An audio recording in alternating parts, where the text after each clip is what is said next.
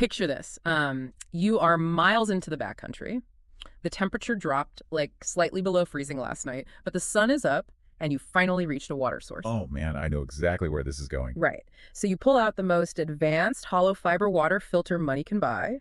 You go to squeeze yourself a refreshing drink and the water flows through just fine. But here is the terrifying reality. Yep.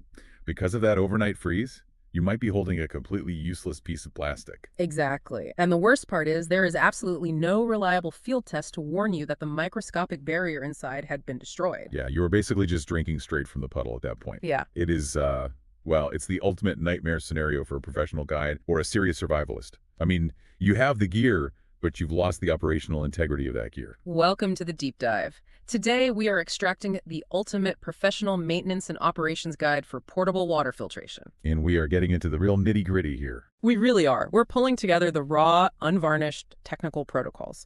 So we're looking at manufacturer engineering specs for systems like Sawyer Europe, combined with hardcore, field-tested survivalist strategies. Right, including some really fascinating, highly specific chemical protocols from a Polish water purification guide. Yeah, that part is super interesting. Our mission today is to take you way beyond the basic instructions printed on the side of the box and give you the professional playbook for absolute water security.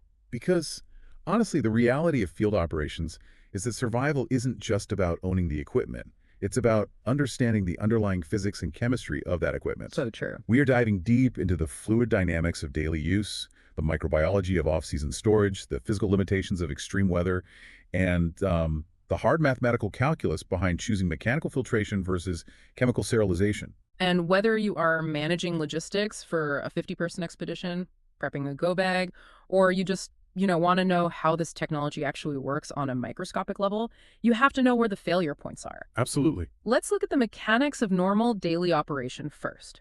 Because before gear fails, it has to flow. And one thing that really jumped out from the professional specs, especially in the first 5 minutes of the operational guide, is the sheer modularity of these hollow fiber systems. Oh yeah, the modularity is incredible. You aren't just stuck sucking water out of a puddle. Right. A standard filter uses a 63 millimeter thread, meaning it marries perfectly with most commercial water bottles, but the engineering really shines when you scale it up. Scaling is where professional logistics take over.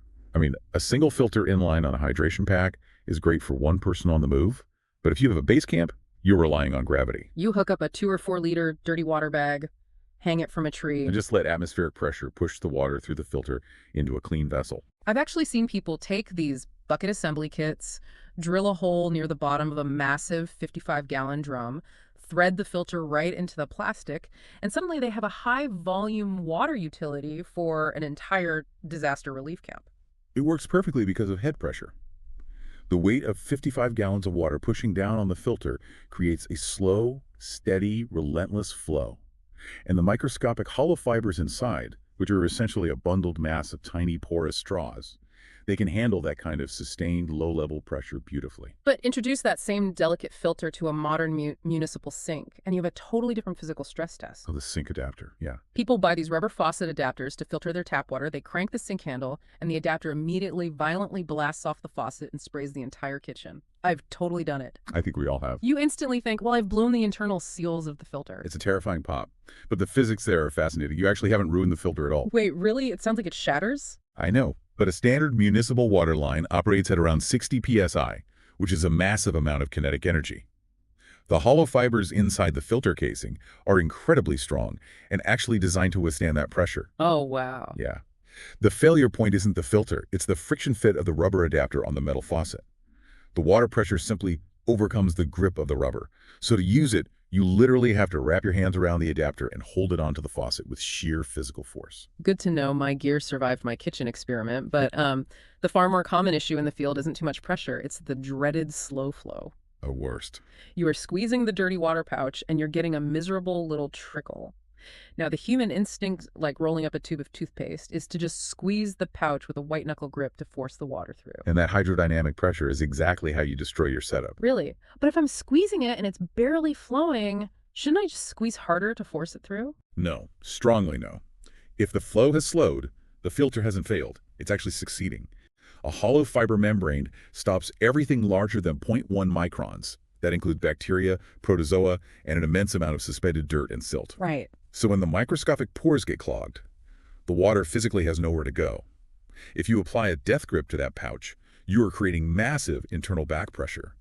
The water can't penetrate the clogged fibers, so the pressure finds the next weakest point in the system, Which is the seams of the plastic pouch. so the pouch just bursts. Exactly. The pouch will rupture long before the filter clears. So instead of fighting the physics, you have to work with them. Okay, so what's the fix then? To reduce back pressure in the moment, you can use oral suction, literally guzzling the water through so your mouth creates a vacuum that pulls, rather than your hands pushing. But the only real operational fix is a forceful backflush. Let's talk about the mechanics of backflushing, because there is a right way and a very wrong way to do this.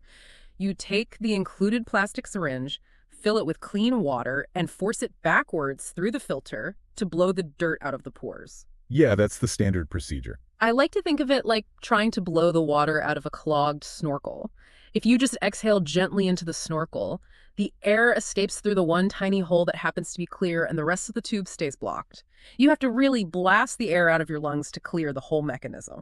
That fluid dynamic principle is spot on. It is all about the path of least resistance. Inside the filter, you have thousands of microscopic straws.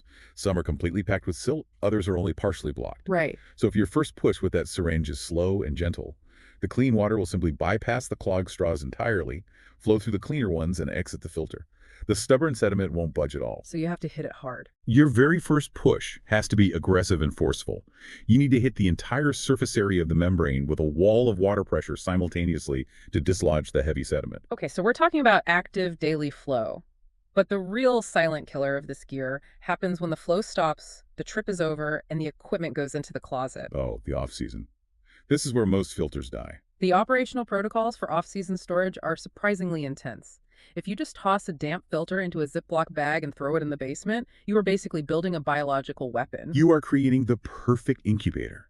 A warm, dark, damp environment sealed in plastic.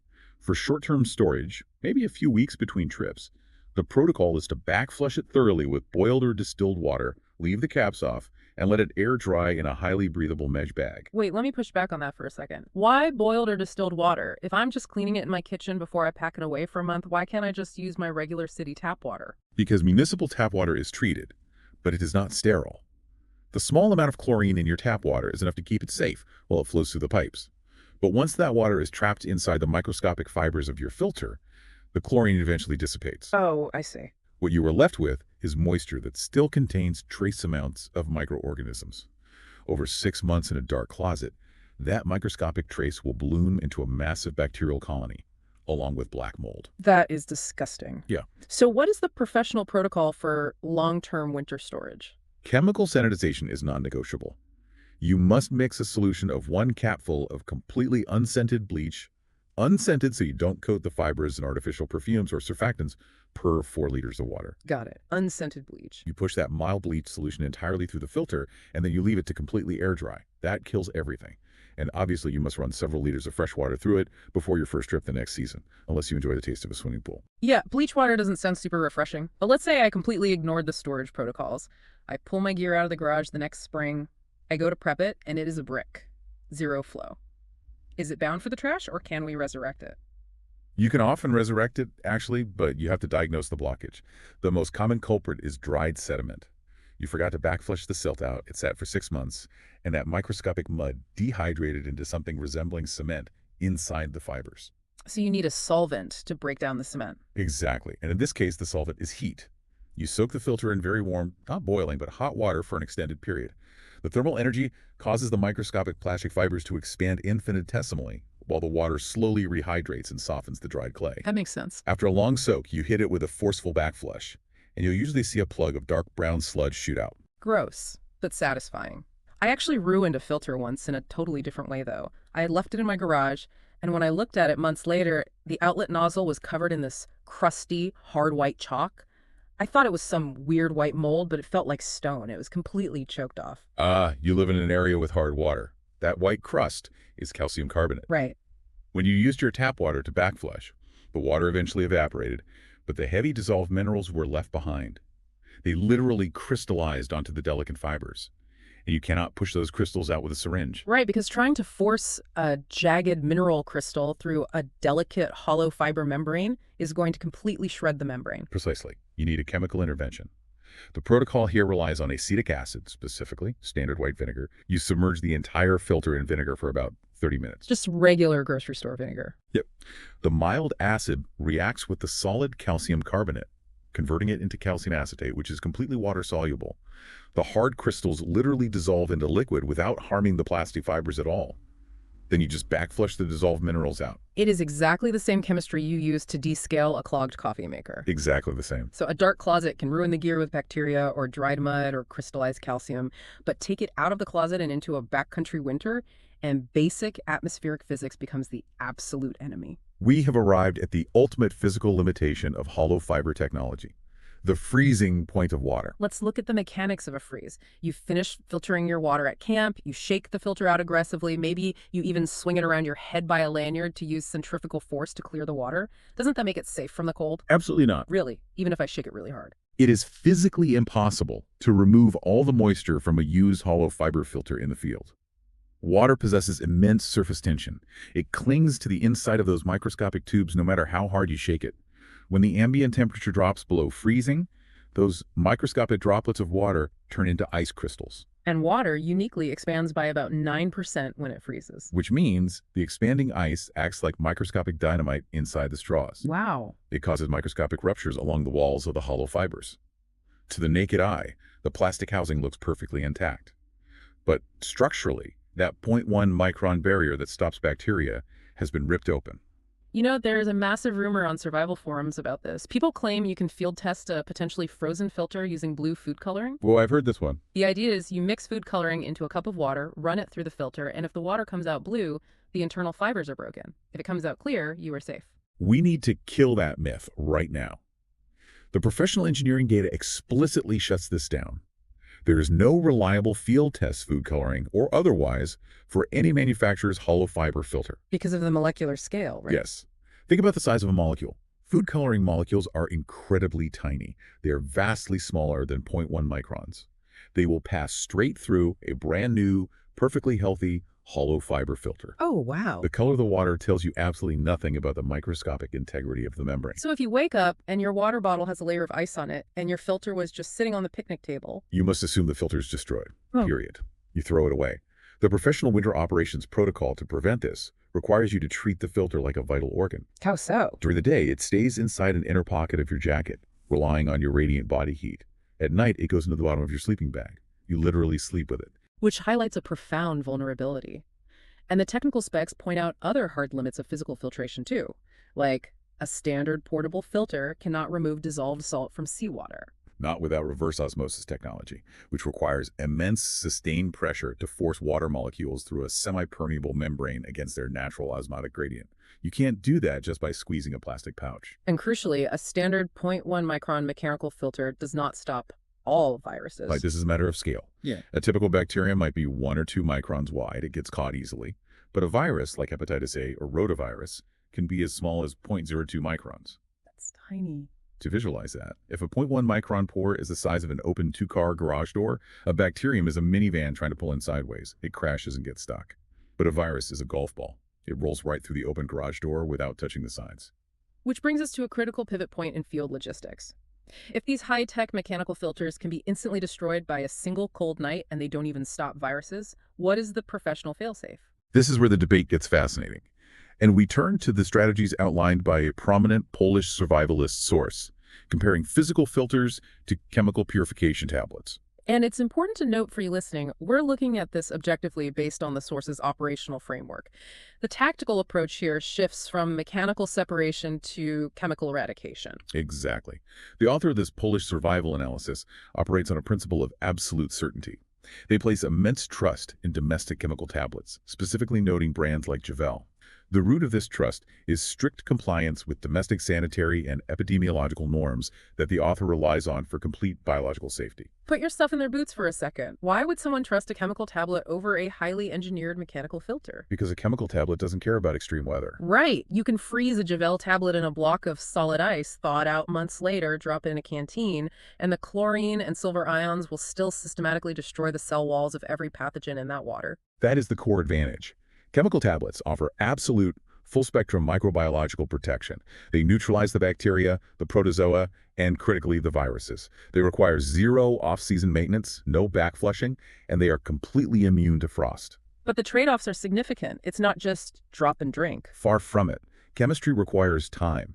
You have to wait a minimum of 30 minutes for the reaction to fully destroy the pathogens. 30 minutes feels like a lifetime when you're thirsty. And in cold water, that reaction time doubles. Plus, they leave a distinct pool-like chemical taste.